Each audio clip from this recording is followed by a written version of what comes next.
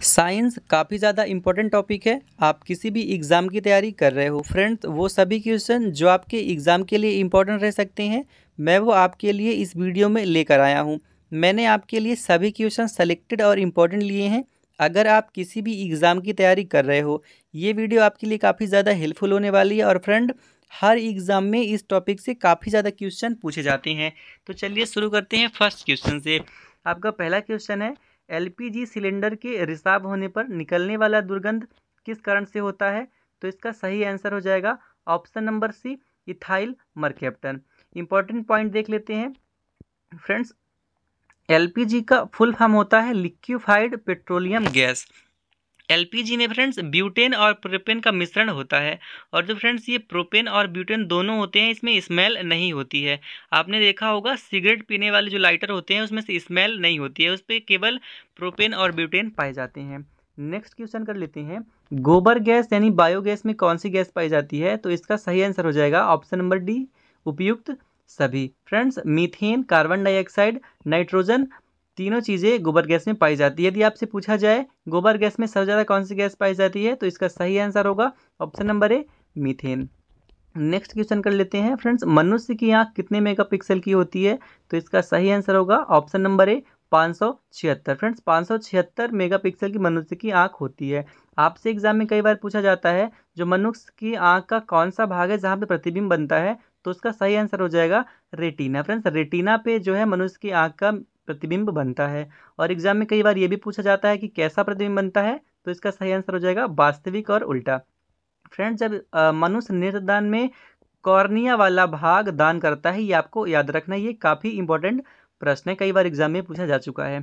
Friends, iris जो होता है वो प्रकाश की मात्रा को नियंत्रित करता है आंख में आने के लिए। कॉर्निया वाले भाग में फ्रेंड्स रक्त नहीं होता है। कई बार ऐसे एग्जाम में पूछा जाता है कि मानव शरीर की कौन सा अंग है जिसपे आंख की कौन सा भाग है जिसपे रक्त नहीं पाया जाता है? तो उसका सही आंसर हो जाएगा कॉर्निया।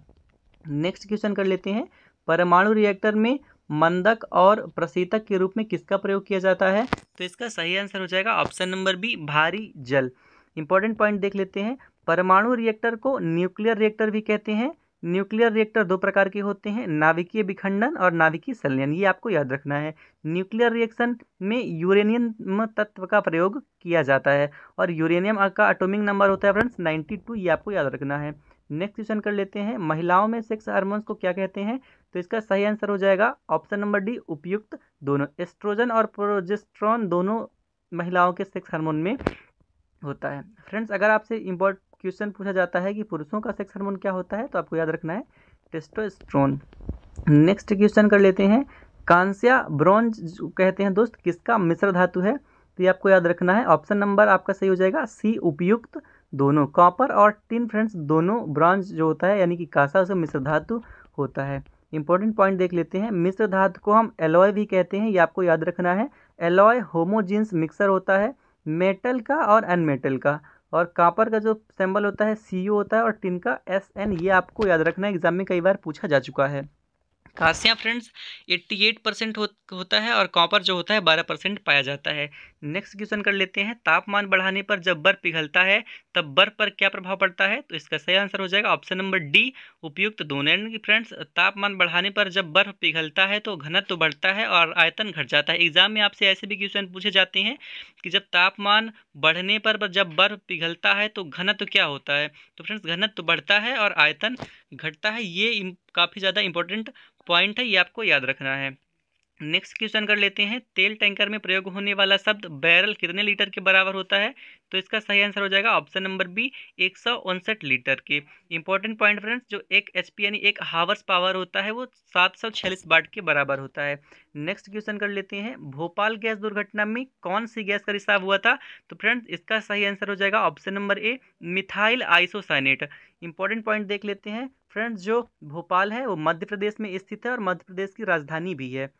फ्रेंड्स, एग्जाम में कई बार पूछा जाता है कि कब ये दुर्घटना हुआ था, तो 2-3 दिसंबर 1984 को ये दुर्घटना घटित हुई थी। और कौन से प्लांट पे हुई थी? तो Union Carbide India Limited pesticide plant में ये दुर्घटना की गई थी। और फ्रेंड्स, मिथाइल आइसोसाइनेट का रासायनिक जो सूत्र होता है C2H3NCO, ये आपको याद रखना है। नेक्स्ट क्वेश्चन कर लेते हैं, दूध का रंग किस प्रोटीन के कारण होता है?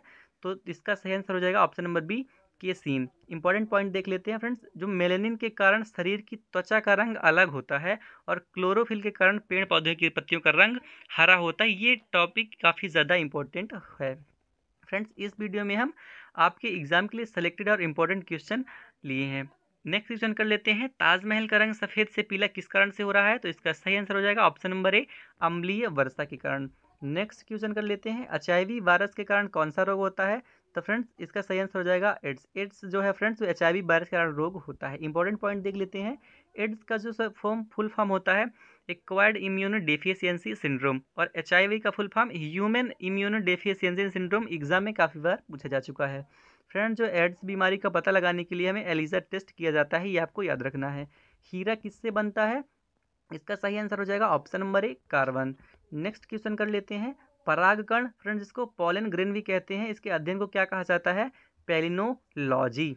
इंपॉर्टेंट पॉइंट देख लेते हैं। जो फ्रेंड्स सिस्मोलॉजी होता है वो भूकंप के अध्ययन को कहती हैं, और फ्रेंड्स जो एटोनॉमी होता है शरीर संरचना के विज्ञान को हम एटोनॉमी कहते हैं, ये आपको याद रखना है।